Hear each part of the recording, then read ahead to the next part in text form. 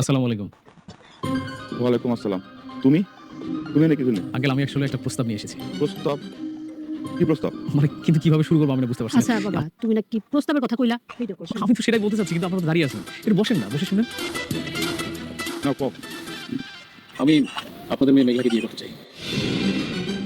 কি? এই, তুমি জানো না মেঘলা বিয়ে হয়েছে? মেঘলা জামাই আছে?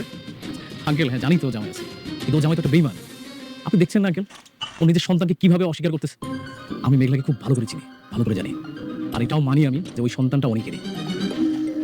আর এই সমাজে আপনি চান না যে আপনার মেয়ের সন্তান একটা পৃথিবীতে পরিচয় নিয়ে বড় হোক? সব ঠিক আছে, কিন্তু কিন্তু কি আন্টি? আমি তো সবকিছু জেনে শুনে মেঘলাকে বিয়ে করতে চাই। মেঘলার পেটে সন্তানের বাবা হব আমি। আসসালামু আলাইকুম বন্ধুরা। আজকের ভিডিওতে আমরা আলোচনা করব গরিব ঘরে রাজপুত্র নাটকের এই গুরুত্বপূর্ণ অংশটা, যেখানে গল্পটা হঠাৎ করেই অন্যরকম মোড় নিতে শুরু করেছে। প্রথমেই আসি সবচেয়ে শকিং ঘটনাটায়। একজন এতিম ছেলে হঠাৎ করেই মেঘলাকে বিয়ের প্রস্তাব নিয়ে হাজির হয়। সে জানে মেঘলার স্বামী আছে, তবু সে একেবারে সোজাসাপটা বলে দেয় সে মেঘলাকে বিয়ে করতে চায়।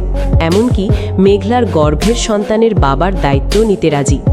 এই জায়গাটা খুবই ইমোশনাল, কারণ ছেলেটা সমাজের ভয়, সন্তানের ভবিষ্যৎ সব কিছু চিন্তা করেই এই সিদ্ধান্ত নিয়েছে। কিন্তু এখানেই তৈরি হয় বড় দ্বন্দ্ব, কারণ মেঘলা নিজে স্পষ্ট জানিয়ে দেয় সে তার সন্তানের বাবা হিসেবে শুধু অনিককেই মেনে নেবে। অন্যদিকে আমরা দেখি অনিকের ভিতরের দ্বিধা।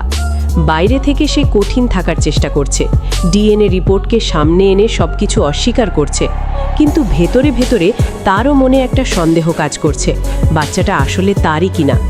এই কনফিউশনই গল্পটাকে আরও গভীর করে তোলে।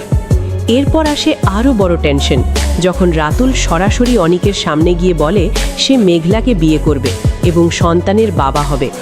এই দৃশ্যটা পুরো পর্বের সবচেয়ে আগুন মুহূর্ত, কারণ এখানে বন্ধুত্ব, বিশ্বাস আর বিশ্বাসঘাতকতা সব একসাথে ভেঙে পড়ে। অনেক রাগে ফেটে পড়ে, কিন্তু রাতুল নিজের সিদ্ধান্তে একদম অটল। সে এটাকে দায়িত্ব আর ভালোবাসা দুটোর মিশ্রণ হিসেবে দেখায়। এদিকে মেঘলার পরিবারও চাপে পড়ে যায়। তারা সমাজের কথা চিন্তা করে মেয়েকে আবার বিয়ে দিতে চায়, যাতে সন্তানের একটা পরিচয় থাকে। কিন্তু মেঘলা এই সিদ্ধান্ত একদমই মেনে নিতে পারে না। সে স্পষ্ট বলে দেয় স্বামী বেঁচে থাকতে সে আরেকটা বিয়ে করবে না, এবং তার সন্তানের বাবাও শুধু অনিকই। সবচেয়ে টেনশন তৈরি হয় যখন অনিক নিজেই ডিভোর্স পেপার নিয়ে আসে।